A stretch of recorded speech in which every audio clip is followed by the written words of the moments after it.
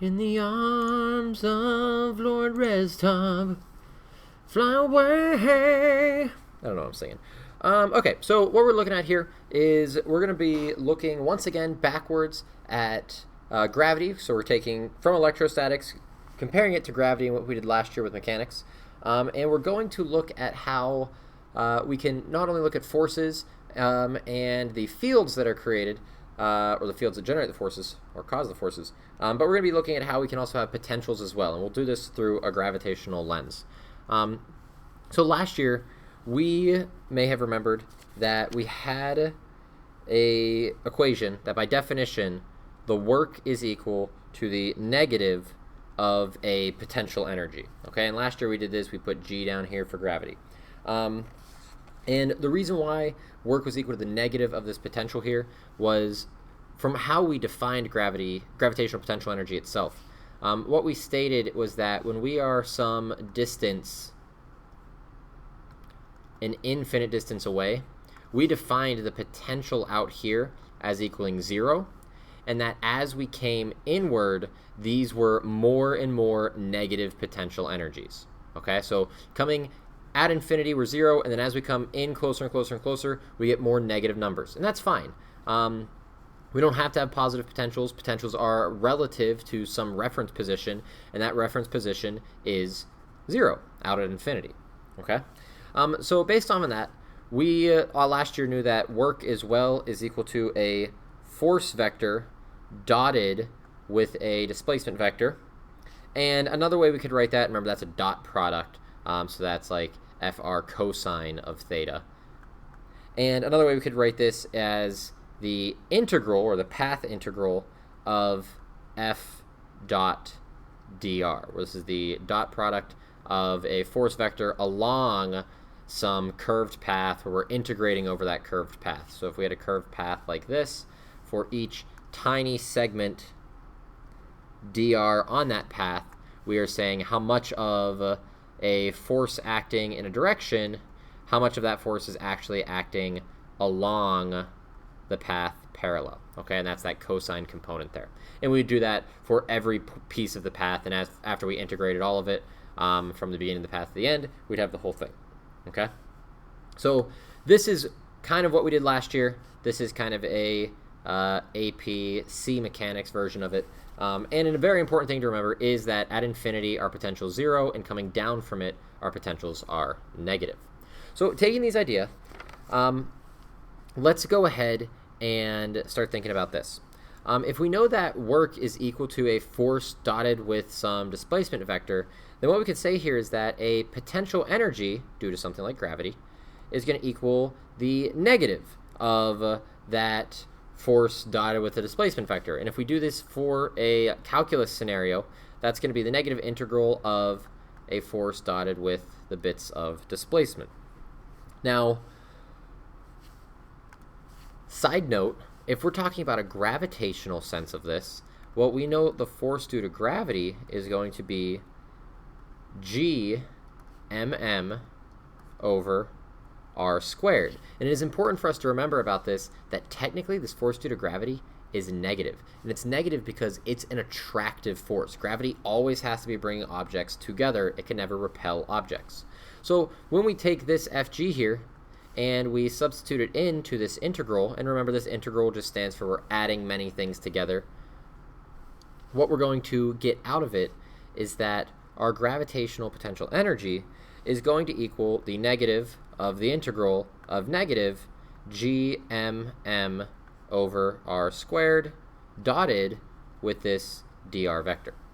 Now, if you're familiar with some calculus, then maybe you're looking at this and you're like, oh, okay, I can kind of do that. That's not too bad. If you're not, let's clean this up a little bit for us. It's important to recognize that the negative of my negative is my positive, so they go away. And then this G, M, and M, well, G is a universal gravitational constant. M1 is the mass of some gravitational bound, or it's some body you have there, okay? It's just some mass. It's something that exists and it has some constant mass. Same with mass 2. So all three of these terms are constants, and we can pull them to the outside of this integral. So all we will have now is simply Gmm times the integral of dr over r squared. And this integral right here is actually fairly straightforward. If you have cotton, you'll see this integral this year. If you've already taken it and you've got Phillips, this integral will come to you very quickly. But this integral here, the integral of dr by r squared, is going to be equal to negative 1 over r. That's just what the integral is. Okay, we're not going to go through how we got that, but we're just going to get that there. So now this entire term here can just be written as negative GMM over r. And we need to think about, where are we moving this object from? Where are we getting our energies from? Because this integral right here doesn't have any bounds on it. We haven't listed an upper or a lower bound on it yet, so we don't know where we're moving our object to and from. It is very common for us to think about starting from infinity and ending at some position r. So if we bring an object out from infinity, where the potential is 0, and we bring it into some new position, r, what will this be? Well, if we have to take this integral and go from these two bounds, we do upper minus lower. So what we're going to have here is we're going to have negative GMM times the quantity of 1 over r minus 1 over infinity. And the cool thing about this is that 1 over infinity is essentially 0. As we get larger and larger in the denominator, the entire number gets smaller. So this kind of just goes away, and it brings us back to this negative GMM over r. So this is our idea of a gravitational potential energy that exists. Except, this is kind of weird. Didn't we also say at some point that the gravitational potential energy was equal to mgh? How are these two things equal to each other? What the heck's going on here? Well, here's what's happening. Take a look at this. If we look at this GMM over r, let's take a little modification to it. Let's pretend that this we're just going to wipe out for half a second, okay? It's due to a reference position. And it's because we said that at an infinite distance, it's 0, and coming down from that, everything is negative. So let's just ignore it for a second. So we've got GMM over r equals mgh. Well, one of these m's is the same. We'll call this m2. So this m2 and this m2 are the same. Now, I'm going to rewrite gm over r as gm over r squared times r. And because these m's are the same, if I look at g and h, well, h was like a height off of the ground or the floor last year from a reference position. Why don't we just say that in reality, g, as we know it, well, instead of g times h, let's call this g times r. Well, what this implies is that g is gm over r squared. And if we bring our m2 down here as well, well, now we have mgh. There's our mass, there is our gravitational field, and there is our height. What this means is if we convert everything into what we're doing for electrostatics here, instead of m's, we're going to have charges, q's.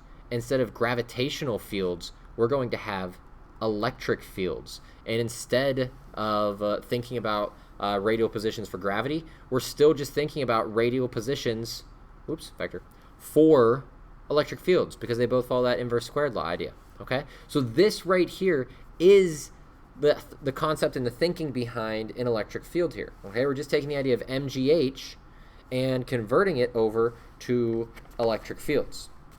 Now, technically, if you want to get real sly with this, this equation right here and even right here, back a little bit, is not complete. There is actually a correction factor that goes into that. If you're curious about it, check out the correction factor video. But for right now, we're going to ignore that sucker. What this means here is that this QER, this stands for an electric potential energy. That is the electric potential energy that exists there. What it also implies here, and if we expand this, we can rewrite this as saying, well, our electric field is going to be very similar to this gm over r squared. Our electric field here is going to be kq over r squared. So we could write this if we wanted to as q2, the charge we place into space, times the electric field, kq over r squared, and then times some radial distance. Or if we wanted to, we could just write this a little bit nicer as just saying the electric potential is kqq over r. And it is important to remember that that negative does come back. We were ignoring it for a hot second because it had to deal with reference positions, and we kind of thought about reference positions differently last year. But for electric fields, we also consider that at an infinite position away, r of infinity, that will give us an electric potential equaling 0, or not electric potential energy, electric potential energy of equaling 0. So that's something we can think about for that. Now, what this also means is if we do have an electric potential energy, that means we can also have an electric potential. If we get rid of the charge we put into that space, if we get rid of Q2, well, now there's just an electric potential. We call this electric potential a voltage, okay? So this voltage, V, is an electric potential. It has units of volts, which is super confusing. But this voltage here, this electric potential, is just the kq over r. So that's something that we have to keep in mind. Furthermore, the way we think about potential is kind of weird. We think about potentials in terms of scalar quantities, just because energies are scalar quantities, potentials, which move with energies whenever we just turn in a scalar, this must come back as a scalar as well. So the way we think about this is we think about voltage as being kq over r, but we can have both negative and positive voltages. We consider that a voltage is positive whenever the charge is positive, and the voltage is negative whenever the charge is negative. Okay, so even though we do have positive and negative amounts of voltages of this potential, it is still a scalar quantity. Okay, so it's kind of a weird thing there, and that's how we will think about it. Okay, if we wanted to, we could also write the scalar voltage quantity here in a slightly different term. We could just write it as E and R. This is also the voltage of a system. We'll see a few examples of that in a little bit.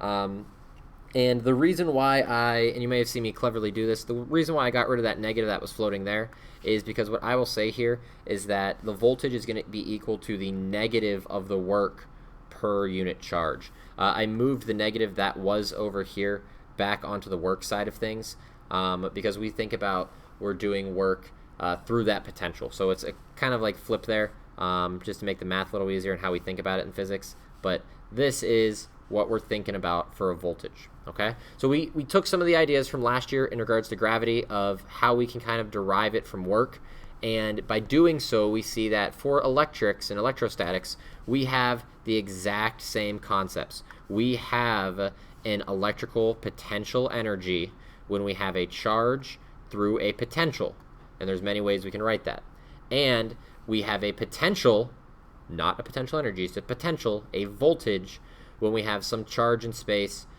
creating that voltage that exists there. Okay, and we can think about that voltage as being something we have to do work to move through with another charge, and that work is the energy. Okay, so kind of what I mean by that is if I have a positive 2 elementary charge here in space, it is creating an electric field everywhere,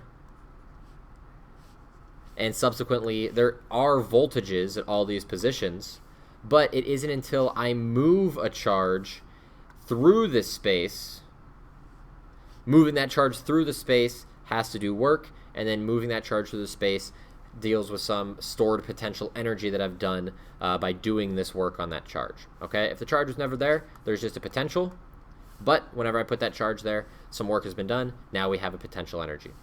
Okay, and that's it. What we're going to see after this are we're going to see a short little video just on electric potential differences, and then we're going to see a lot of examples on what's going on and how we can kind of use this idea of a potential and potential energies to do a number of different problems within electrostatics.